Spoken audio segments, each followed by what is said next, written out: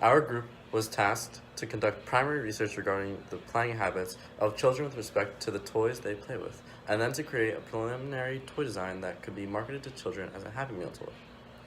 We were given a scenario and tasked to make a children's toy with at least two functions. The scenario is with a young girl, Lisa, who has to wait and be entertained while at the doctor's office. Lisa is a leader. She likes to be in charge and have fun at the same time. While at the doctor's office, the toy must be clean, and if not, at least easy to clean. We followed a step-by-step process, researching, considering the market, making a prototype, and executing the final product. To achieve an idea of how we wanted to approach our toy, we first looked up a history of Happy Meal style toys. We looked at size, style, and functions of the past toys. This helped to give us a base idea of how our toy should be designed. Next, we ourselves look at the designs and functions of toys of the same value through a hands-on method by actually playing with the toys ourselves. By doing this, we were able to see what others have designed in the same price range and what the toys could do, in addition to possible faults in the toys. This was then followed by brainstorming for our own ideas. Our first potential toy design was a dinosaur. We made this a possible design solution due to its presence in the market from other competitors in the form of other toys. In addition, the group felt that if under review, it had a possibility of meeting all of the set requirements for Lisa. The next possible toy design reached was a submarine. This design was chosen due to its relation to the idea of having a crew, in which Lisa would lead the crew. To continue, that idea became scratched because the submarine would be a typical bath time toy. It would be submerged in water, and that didn't really work well as Lisa is in the doctor's office. So rather than be submerged in water, why not be in the air? So the final toy design was a helicopter. Like the submarine, the helicopter fulfills the leadership persona and meets every single basic requirement. While designing the toy, it was important that the final model tackled all 7 principles of universal design: equitable use, flexibility in use, simple and intuitive use, perceptible information, tolerance for error, low physical effort, and size and space for approachable use. The first principle, equitable use, was approached by making design simple with functions that are easy to use. To make the toy flexible in use, again, the toy's design was kept simple. Therefore, there are no limitations on what can and cannot be done with the toy. The toy can be used how the user would like.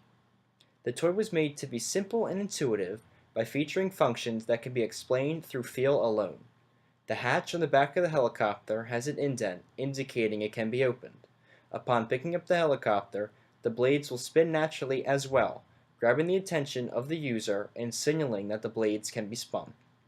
The toy features perceptible information covering the fourth principle of universal design. There are raised features on the helicopter that can be felt to signify the motion of the blades or that the hatch opens. The toy avoided audio cues, as this may limit the use to some.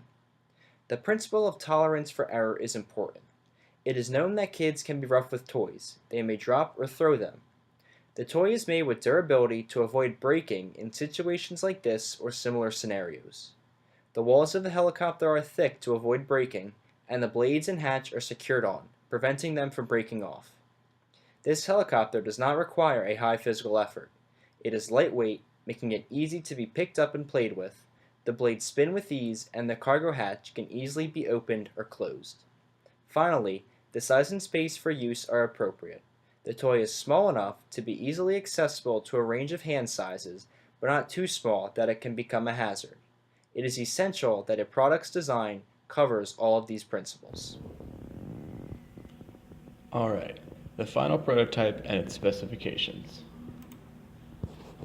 After initial research was conducted and the necessary specifications/required functions were identified through customer and market analysis, the group took its original idea, a toy helicopter, and added different features to the general design.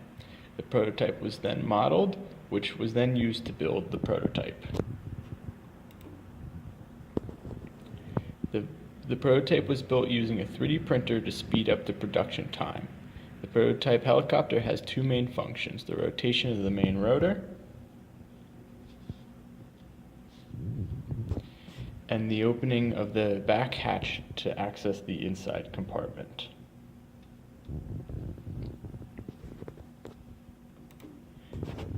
The overall dimensions are 2 inches by 2.5 inches by 4 inches and is constructed using 3 plastic pieces: the main body, the rear hatch, and the rotor, which are fastened together using 2 screws. The design incorporates large manufacturing tolerances to cut down on costs, and the final manufactured product will be made from ABS plastic and manufactured using an injection molding process. Through our group's task analysis, we were able to see what changes needed to be made to the key functions. Our first key function was the rotor spinning, which we found had to be quiet enough to be taken into a doctor's office and also sturdy enough for children to play with.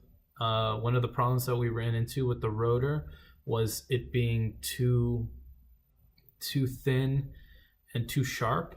So to improve upon this, we made it thicker, shorter, and less sharp, so that it wouldn't hurt any children. We also added visual cues to show that it rotated. Our second key feature was the bay doors that open on our helicopter. We had to make this sturdy enough so that children can use it multiple times without it breaking. And also we had to put in strong visual and physical cues to show how and where the door would open. Through our market analysis, we were able to find that our product would fit into the market pretty well. It is cheap enough to be manufactured for a Happy Meal and also durable enough to be manufactured for a Happy Meal. We found some other products of larger sizes that wouldn't fit in Happy Meals and some that had motors and batteries that were too expensive to put in Happy Meals. I think our product matches the market pretty well. Some areas that our toy could improve upon would be to be made out of a sturdier plastic so that it would not break easily.